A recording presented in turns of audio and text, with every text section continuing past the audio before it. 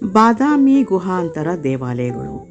ಬಾದಾಮಿ ಗುಹಾಂತರ ದೇವಾಲಯಗಳನ್ನು ವಾತಾಪಿ ಎಂದು ಹಿಂದೆ ಕರೆಯಲಾಗುತ್ತಿತ್ತು. ಇದು ಚಾಲುಕ್ಯರ ರಾಜಧಾನಿ ಸಹ ಆಗಿದೆ. ನೈಸರ್ಗಿಕವಾಗಿ ತಲೆ ಎತ್ತಿ ನಿಂತಿರುವ ಬೆಟ್ಟಗಳ ಸಾಲು ಅದು ಇರುವಂತೆಯೇ ಗುಹಾಂತರ ದೇವಾಲಯಗಳನ್ನು ಬಾದಾಮಿ ಚಾಲುಕ್ಯರ ಕಾಲದಲ್ಲಿ ಬೌದ್ಧ, ಜೈನ, ಹಿಂದೂ ಗುಹಾಂತರ ದೇವಾಲಯಗಳ ನಿರ್ಮಾಣ ಇಲ್ಲಿ ಕಾಣಬಹುದು.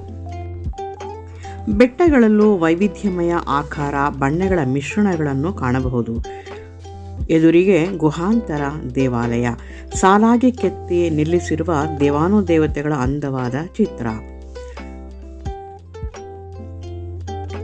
ಅಗಸ್ತ್ಯ ತೀರ್ಥವೆಂದು ಕರೆಯಲ್ಪಡುವ ವಿಶಾಲವಾದ ಸರೋವರ ಅತ್ಯಂತ ಸುಂದರವಾಗಿದೆ. ಪಕ್ಕದಲ್ಲೇ ವಿವಿಧ ಆಕೃತಿಗಳಲ್ಲಿ ನಿಂತಿರುವ ಬೆಟ್ಟಗಳ ಸಾಲು ಸಾಲು, ಮೇಲೆ ನೀಲಾಕಾಶ. ಗುಹಾಂತರ ದೇವಾಲಯ ಬಹು ಎತ್ತರವಾದ ಬಂಡೆಯ ಮೇಲೆ ಕೊರೆಯಲಾಗಿದೆ. ಶಿವನ ದೇವಾಲಯ ಬಹು ಪ್ರಾಚೀನವಾಗಿದೆ. ದೇವಾಲಯದ ಮೇಲುಗಡೆ ಕಪ್ಪು, ನಸುಕೆಂಪು ಎರಡರ ಮಿಶ್ರಣದ ಬೆಟ್ಟಗಳನ್ನು ಕಾಣಬಹುದು. ಅವುಗಳ ಎತ್ತರ ಕಣ್ಣಿಗೆ ನಿಲುಕದಷ್ಟು ಎತ್ತರ. ಒಳಗೆ ಪ್ರವೇಶಿಸುತ್ತಿದ್ದಂತೆ ವಿಸ್ಮಯ ಹುಟ್ಟಿಸುವ ಅದ್ಭುತ ಚಿತ್ರಕಲಾ ನೈಪುಣ್ಯ ಪ್ರವಾಸಿಗರನ್ನು ಸೆಳೆಯುತ್ತದೆ. ಶಿಲ್ಪಿಯ ಕೌಶಲ್ಯ ಅದ್ಭುತವಾಗಿದೆ. ವಿಷ್ಣುವಿನ ದೊಡ್ಡದಾದ ಅಲಂಕೃತಗೊಂಡ ಪ್ರತಿಮೆ, ಅಕ್ಕಪಕ್ಕದಲ್ಲೂ ದೇವಾನುದೇವತೆಗಳ ಅಂದವಾದ ಮೂರ್ತಿಗಳು, ಸೂಕ್ಷ್ಮವಾಗಿ ಕೆತ್ತಲಾಗಿರುವ ವಿಗ್ರಹಗಳನ್ನು ಗಮನಿಸಬಹುದು.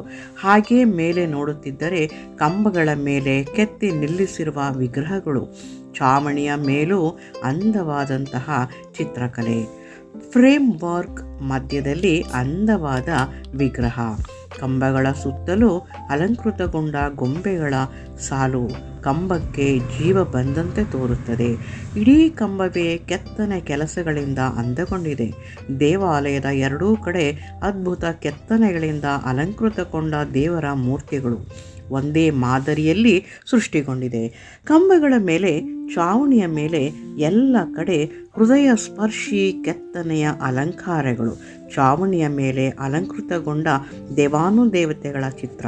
ಕಂಬಗಳಂತೂ ವೈವಿಧ್ಯ ಕೆತ್ತನೆಗಳಿಂದ ಮನ ಸೂರೆಗೊಳ್ಳುತ್ತವೆ. ಕೆಳಗಿನಿಂದ ಮೇಲಿನ ತನಕ ಶಂಕು ಚಕ್ರ ಹಿಡಿದು ನಿಂತಿರುವ ಆಜಾನುಬಾಹು ವಿಷ್ಣು, ತಲೆ ಮೇಲೆ ಉದ್ದನೆಯ ಕಿರೀಟ, 4 ಕೈಗಳನ್ನು.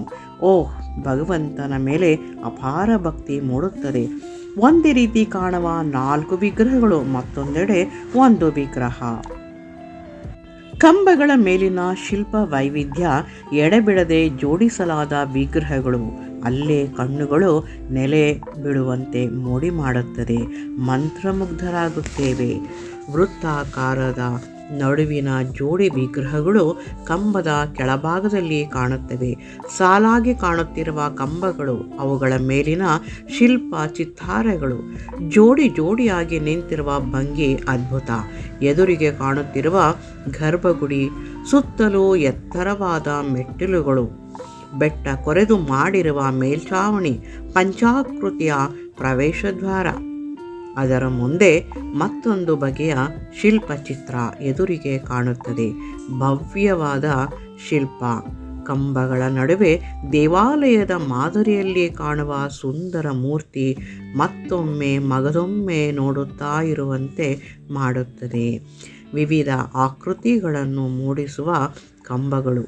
ಶೈವ ಗುಹೆಯಲ್ಲಿ 18 ಸಶಸ್ತ್ರ ನೃತ್ಯ ಶಿವ, 2 ಕೈಗಳ ಗಣೇಶ, ಮಹಿಷಾಸುರ ಮರ್ದಿನಿ, ಅರ್ಧ ನರೇಶ್ವರ, ವಿಷ್ಣು ಇತ್ಯಾದಿ ಸುಂದರ ವಿಗ್ರಹಗಳನ್ನು ನಾವು ನೋಡುತ್ತಾ ಹೋಗಬಹುದು. ಚೌಕಾಕಾರದ ಒಂದು ಫ್ರೇಮ್, ಅದರ ಮೇಲೆ ಚಿತ್ರಕಲೆಗಳು, ಕಂಬಗಳ ಜೋಡಣೆ. ಕಂಬಗಳು ವೈವಿಧ್ಯಮಯ ಆಕೃತಿಯಿಂದ ನಮ್ಮನ್ನು ಸೆಳೆಯುತ್ತದೆ. ಒಂದೊಂದು ಕಂಬಗಳು ಕೂಡ ಒಂದೊಂದು ರೀತಿಯಲ್ಲಿ ನಮಗೆ ಕಾಣುತ್ತಾ ಹೋಗುತ್ತವೆ. ದೂರದಿಂದ ನೋಡಿದಾಗ ಆ ಮೂರ್ತಿ ಒಂದು ಚೌಕಟ್ಟಿನಲ್ಲಿ ನಿಂತಿರುವಂತಹ ವಿಗ್ರಹ ಮತ್ತು ಕಂಬಗಳ ಸಾಲು ಕಣ್ಮನಗಳನ್ನು ಸೂರೆಗೊಳ್ಳುತ್ತವೆ. ಇಂತಹ ಅದ್ಭುತ ಶಿಲ್ಪಗಳು.